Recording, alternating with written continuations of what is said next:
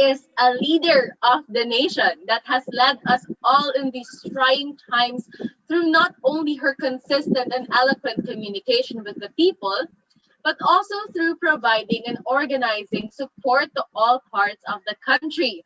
She is a leader that embodies the principle of all that we hope to achieve. We would like to present a recorded message from the 14th Vice President of the Republic of the Philippines, VP Maria Leonor Leni G. Robredo.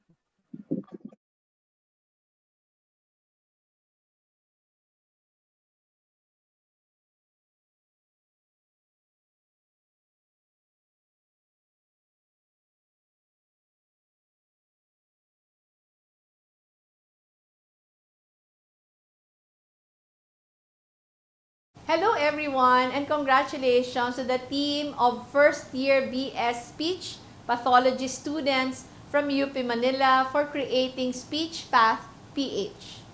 I'd also like to greet all of the high school participants in your 12 days of SPEECHmas culminating activity. I hope you are all safe and well.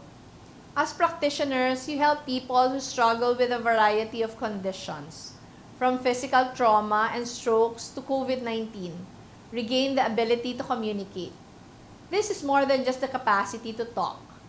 By healing their speech, you open a pathway for them to enjoy a better quality of life, the facility to express themselves, and interact more meaningfully with those around them.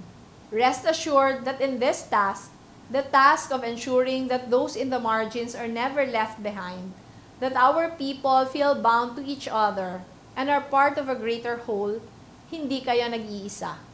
There are so many of our fellow Filipinos who share our values and who are willing to give of themselves in the spirit of bayanihan. Kaya tuloy lang tayo, sige lang, continue your pursuit of your dreams. Kasama ito sa pakikiambag ng napakaraming Pilipino tungo sa isang mas makatao, mas mapagmalasakit at mas patas na lipunan. Maraming salamat for your efforts at mabuhay kayong lahat. Wow, that was a very beautiful message. I hope that our Vice President's words have uplifted you all